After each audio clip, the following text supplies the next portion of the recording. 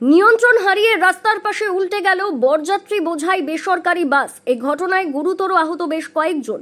বুধবার বিকেলে বাঁকুড়া রানীগঞ্জ ৬০ নম্বর জাতীয় সড়কের ওপর গঙ্গাজল ঘাটির অমরকানন কলেজ মোড় সংলগ্ন এলাকার ঘটনা।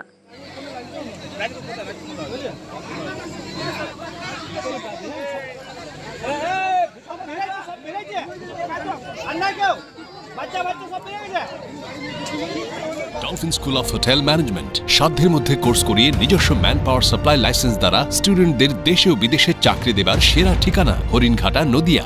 2023 শিক্ষাবর্ষে প্রথম 100 জন স্টুডেন্টস পাবে 50% স্কলারশিপ। তাই আজই কল করুন।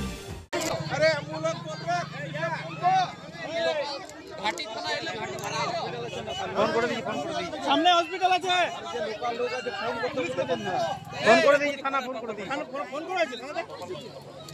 স্থানীয় সূত্রে খবর, আনুমানিক 60 জন বরযাত্রীকে নিয়ে একটি বেসরকারি বাস এদিন ওন্দা থেকে 60 নম্বর জাতীয় সড়ক ধরে রানীগঞ্জ হয়ে দুমকা দিকে যাচ্ছিল। ঠিক সেই সময় অমরকানন কলেজ মোড়ের কাছে হঠাৎই নিয়ন্ত্রণ হারিয়ে ওই বাসটি রাস্তার পাশে উল্টে যায়। খবর পেয়ে ঘটনাস্থলে পৌঁছয় গঙ্গাজল ঘাটি থানার পুলিশ। স্থানীয়দের সঙ্গে নিয়ে পুলিশ আহতদের উদ্ধার করে অমরকানন গ্রামীণ হাসপাতালে পাঠায়।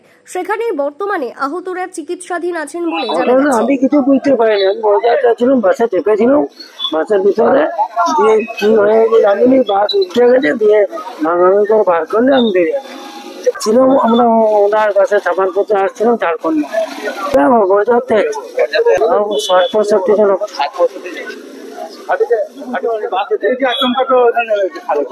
বাসের মধ্যে ছিলাম। কোথা থেকে আসছিলেন? আমরা ওনার কোথায় যাচ্ছিলাম? যাচ্ছিলাম দুমকা ভাগল।